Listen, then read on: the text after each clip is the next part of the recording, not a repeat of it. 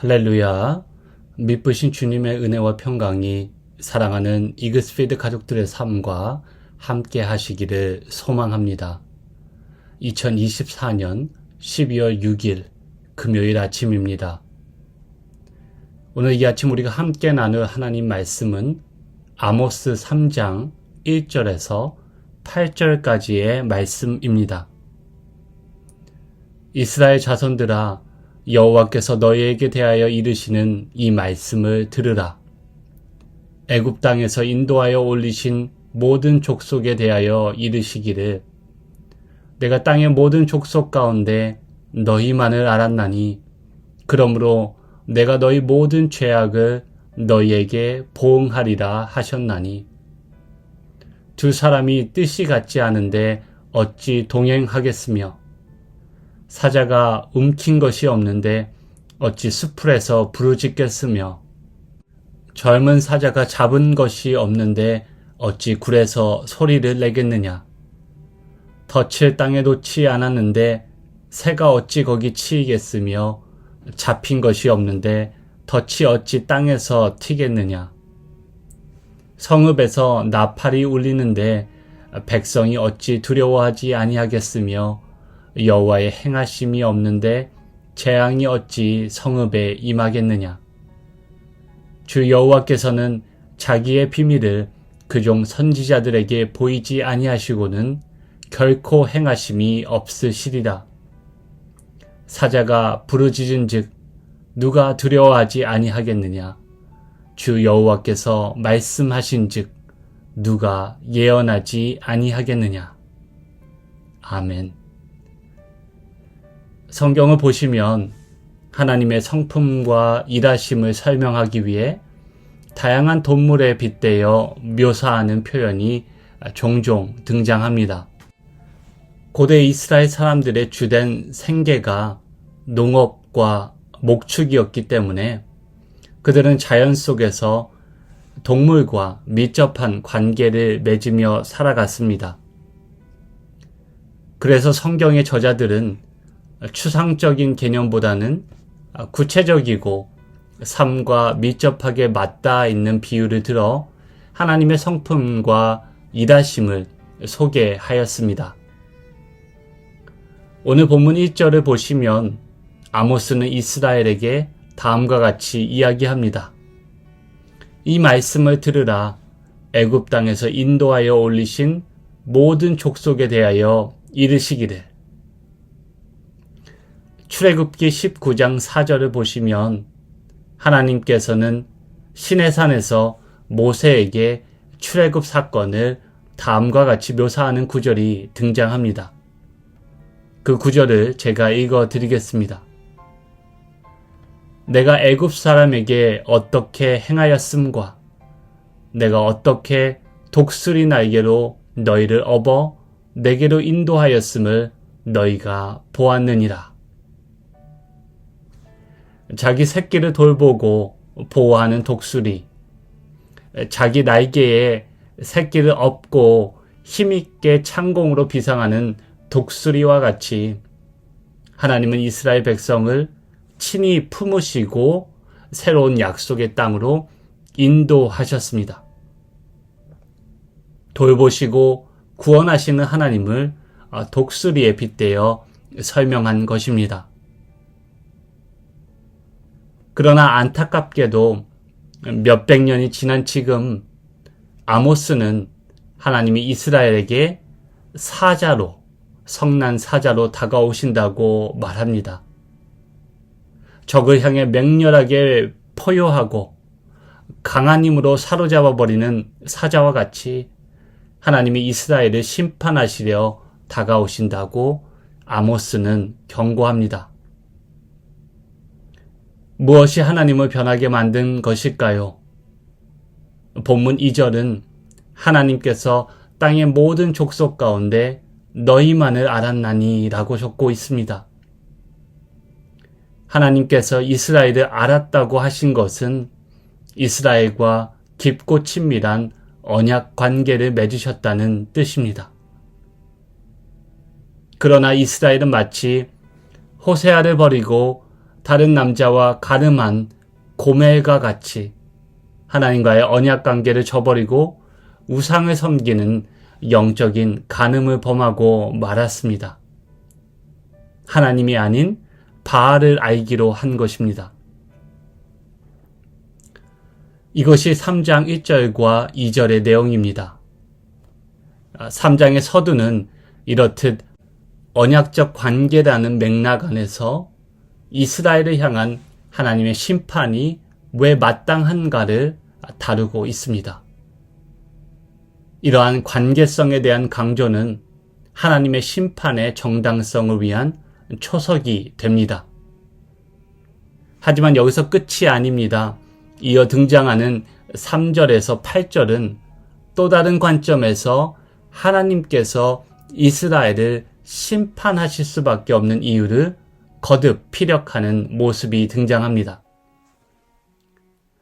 크게는 이스라엘의 범죄가 하나님의 심판의 원인이 된다는 원인과 결과의 관점에서 하나님의 심판이 갖는 정당성을 변호하고 있습니다.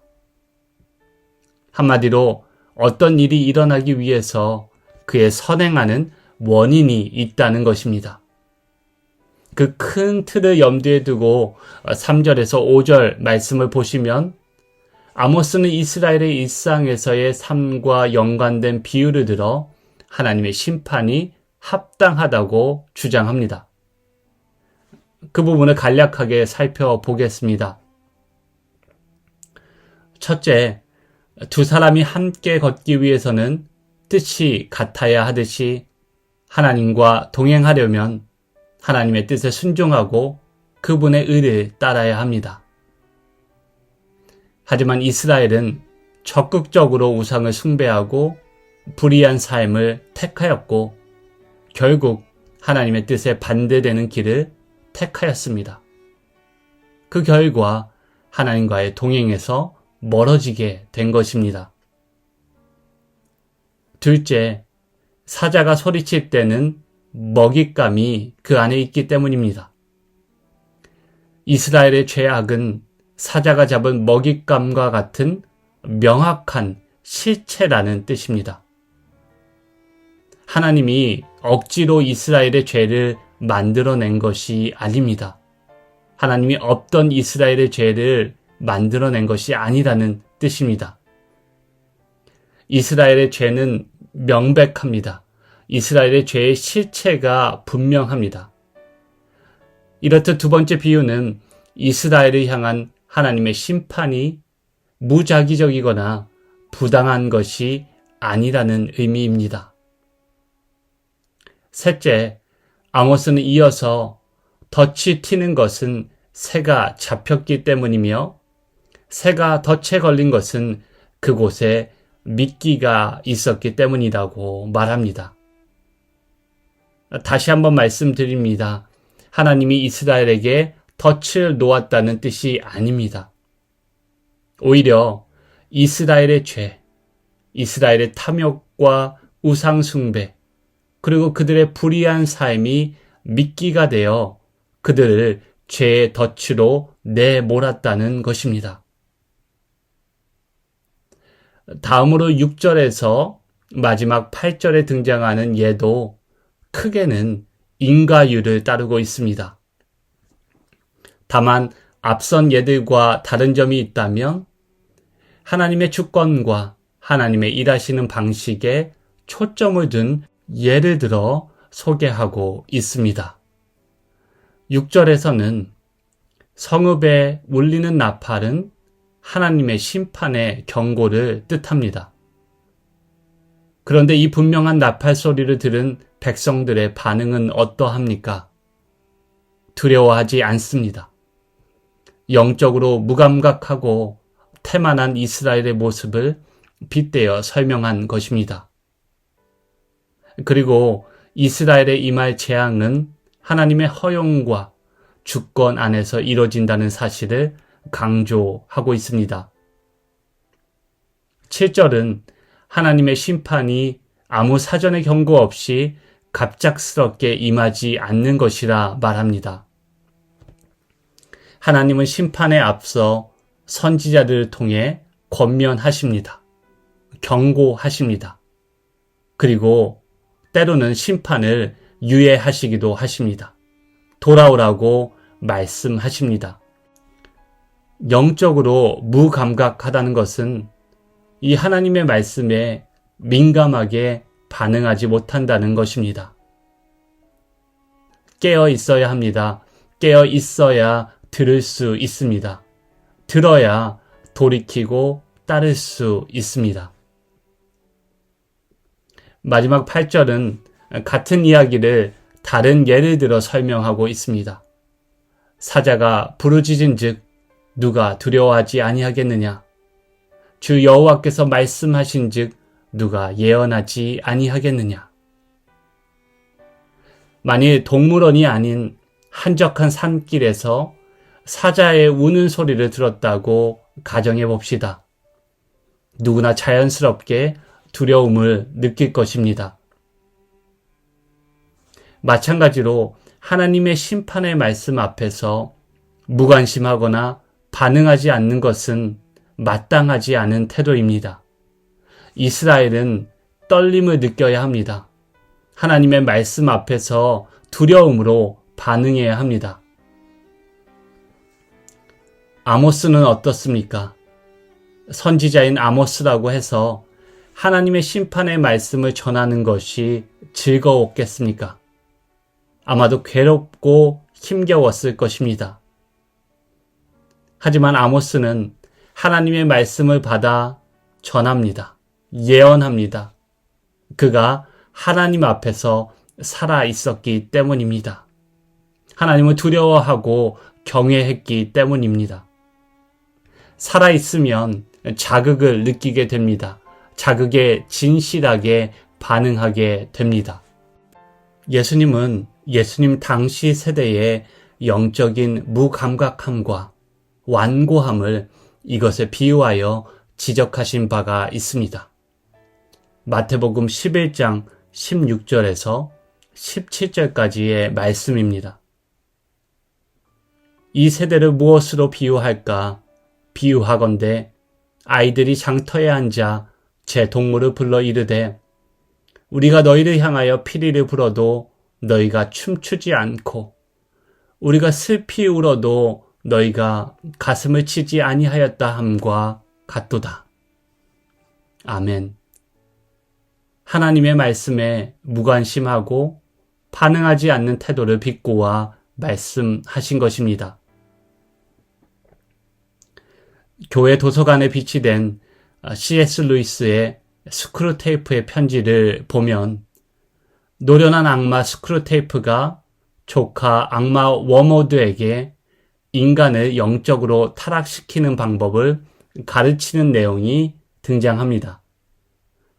그중 하나는 인간을 영적으로 무감각하게 만드는 것입니다. 스크루테이프가 제시한 방법은 매우 단순합니다.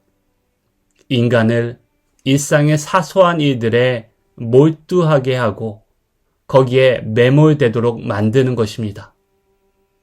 이를 통해 하나님의 음성을 듣고 생각할 겨를도 없이 바쁘게 만들고 결국 하나님과의 관계에서 점점 멀어지게 만드는 것입니다.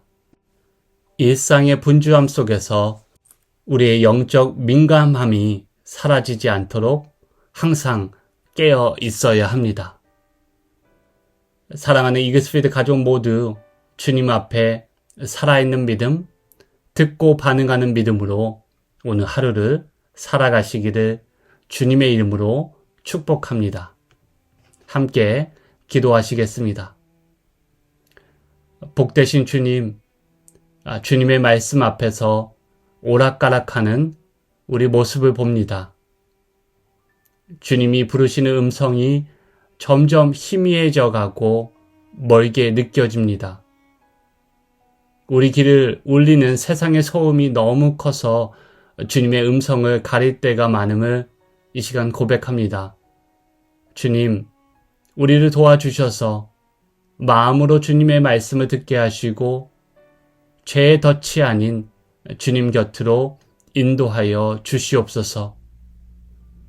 주님의 심판의 말씀이 단순한 선포가 아닌 돌아설 수 있는 회개로의 요청임을 알게 하셔서 다시 오늘 성령 하나님의 능력을 의지하여 우리의 삶에 하나님의 말씀과 능력을 맡고 있는 것을 거두고 우리 마음을 열어놓게 하여 주시옵소서. 우리 삶 가운데 임재하시고 또 일하시는 주님을 오늘 경험하게 하여 주시옵소서. 그리하실 미쁘신 주님께 감사드리며 선하신 우리 주님 예수 그리스도의 이름으로 간절히 기도하옵나이다. 아멘. 오늘 주신 말씀을 기억하며 기도를 이어가시면 좋겠습니다.